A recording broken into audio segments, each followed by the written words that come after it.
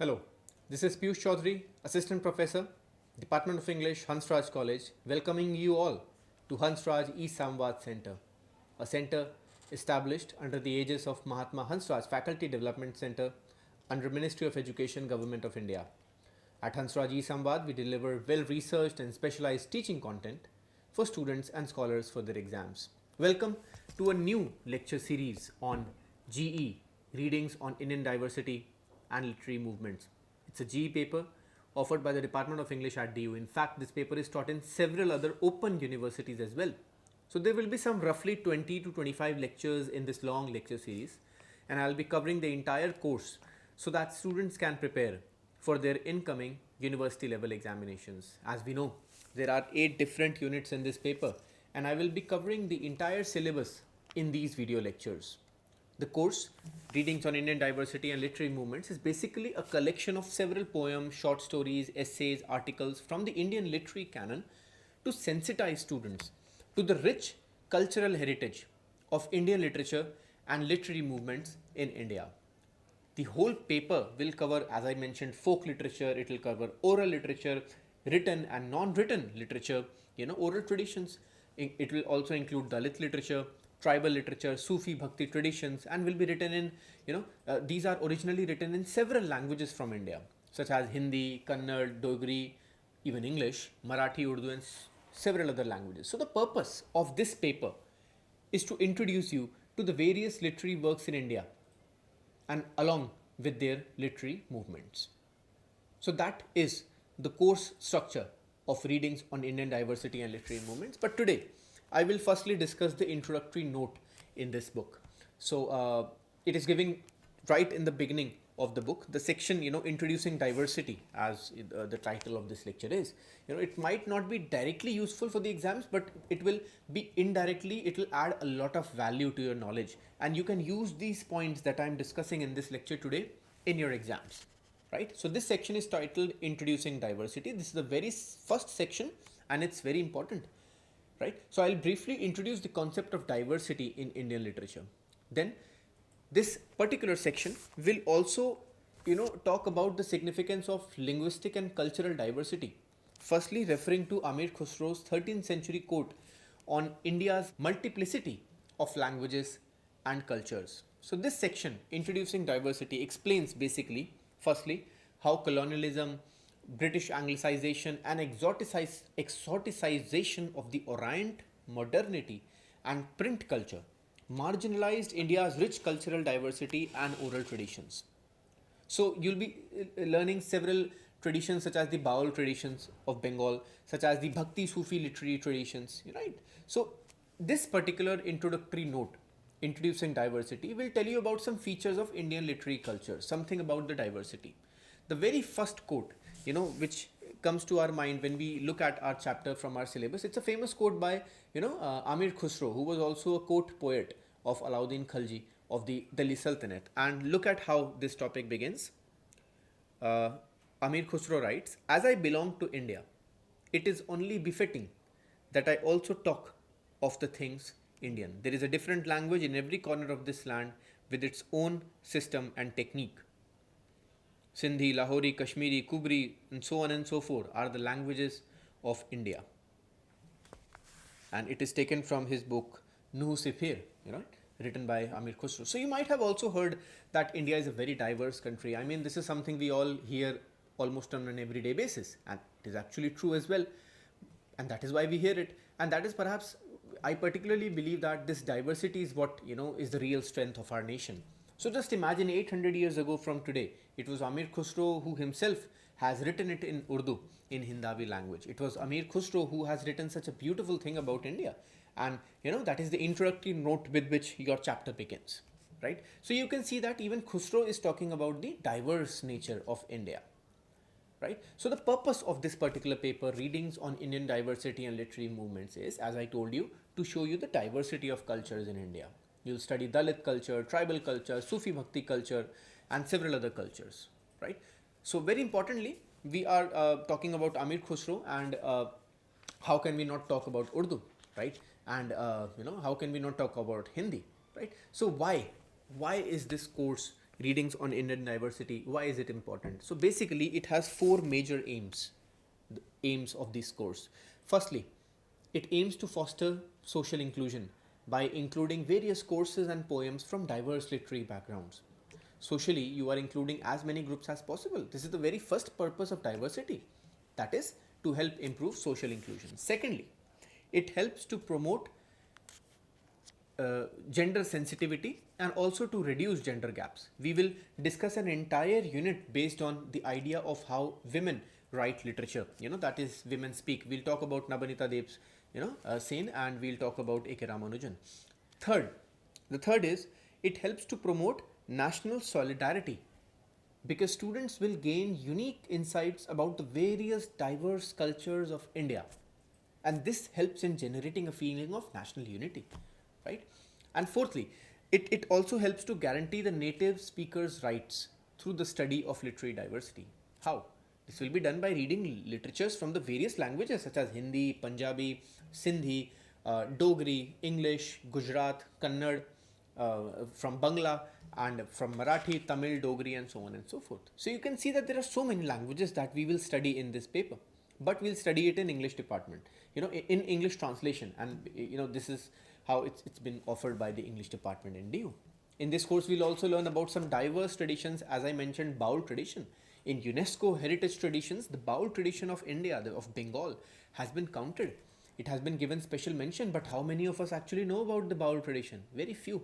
It's actually sad that very few people know. Only, right? Perhaps Bengalis would understand what Baul traditions are, but not the non-Bengalis. So we'll study about that.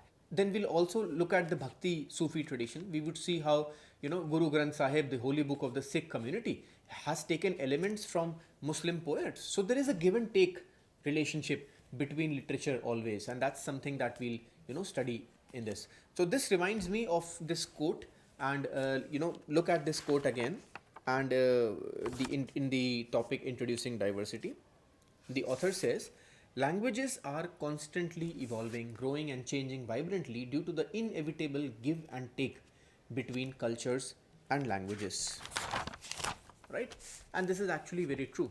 See, languages are constantly evolving, they are growing, they are changing due to the inevitable give and take between cultures and languages. For example, you must have heard the word Hinglish, Hinglish, Hinglish, which means Hindi plus English. And this is not an old word for English. It's a very recently coined word. I mean, just a few decades ago. So from, the father came the word dad, and so on and so forth. So basically, this is what this fact is pointing out. So there is a huge give and take relationship between different languages, all right? So that is the main point that we are trying to make here. New words get adopted almost every few years. Anyway, so let's get back to our discussion. Look at the next quote, very important. The author says that single language and literary traditions emerge from specific historical and political points of reference. They have to be studied from within their constantly changing cultural frames and not in isolation. So first of all, there are two very important points which are being discussed here. It talks about specific historical, political points of reference, right? This is the first important thing. And the second is, through these lines, the author says that literature has to be studied from within their changing cultural frames and not in isolation. Very important, not in isolation. This is what literature is all about. Literature is not about reading a short story or summarizing a short story or doing a vague character analysis or understanding what character at what point of time they were behaving in a particular way. No, that is not what literature is. Literature is rather about the socio-political points of reference. Very important. It's a study of history, it's a study of sociology, it's a study of psychology. It's a mixture of all this, right? So let's read further, and here you can see, the author also gives us the reasons why cultural diversity was ignored.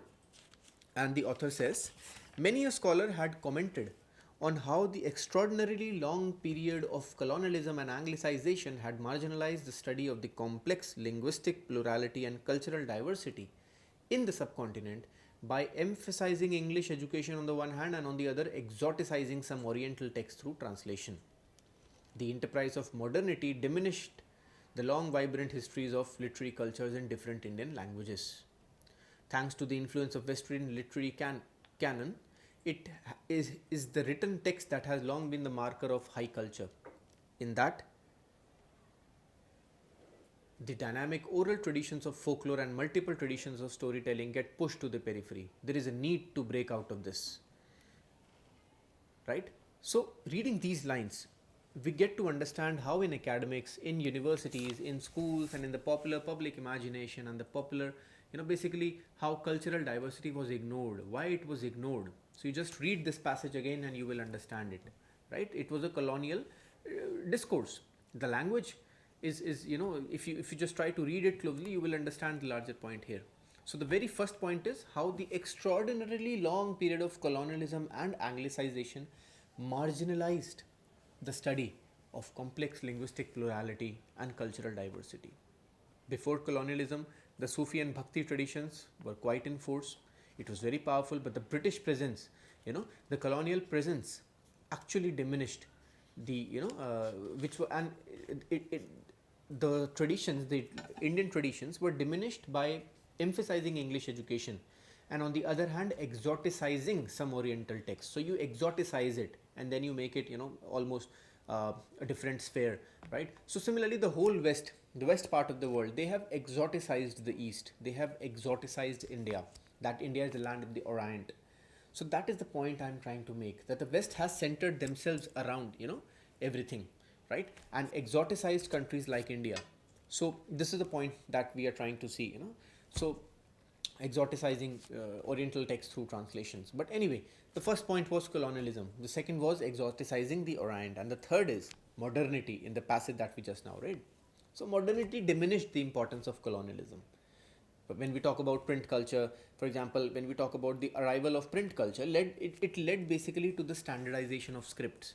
But what? At what cost? At the cost of our rich linguistic plurality.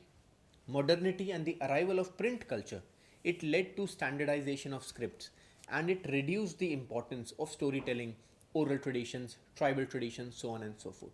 And to counter this hegemonic change, we will study the various oral texts and verbal literature and tribal literature.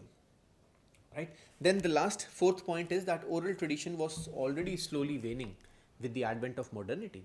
Due to modernity, due to print press, due to printing technology, oral tradition was already getting weak. It was going away. It was getting diminished. So the multiple traditions of storytelling got pushed to the periphery. All right. So emphasis on English education, printing technology, the already waning oral tradition, modernity. Then I also talked about exoticizing the Orient and colonialism. These were some of the major reasons due to which our cultural diversity was ignored. Right? So if we talk about what impact did colonialism have on cultural diversity in India, the answer is that colonialism marginalized the study of linguistic plurality and cultural diversity because it emphasized English education. It exoticized Oriental text, and this led to a loss of cultural richness. So to counter the hegemonic traditions, to counter the dominance of written literature over oral traditions, where written works are considered superior, where they overshadow oral tradition, to counter this, we need to study oral and written literature both in one course, in this one, book. It has oral traditions as well, and as well as written traditions, right? So we'll study both of them here. So these are some of the major points in this book. But in the do you think that is the introductory note of the first chapter relevant for examinations? Yes, absolutely. You might not be asked a direct question from this area, but obviously, you can use these points to further, enhance your answers while you write for your exams. Of course, it is important. So it contains important points that students should keep in mind. Right? With this, I come to the end of this lecture, and I hope the viewers got some valuable ideas and students were able to derive something meaningful from this lecture. I'll be covering other parts of the GE readings on Indian diversity, and I'll be uploading them on our YouTube channel soon.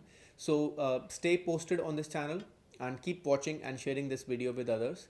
Prepare well for your exams, and please do let me know in the comment box below in case there is something or if you have some queries and doubts. I'll see you very soon. Goodbye and Jai Hind.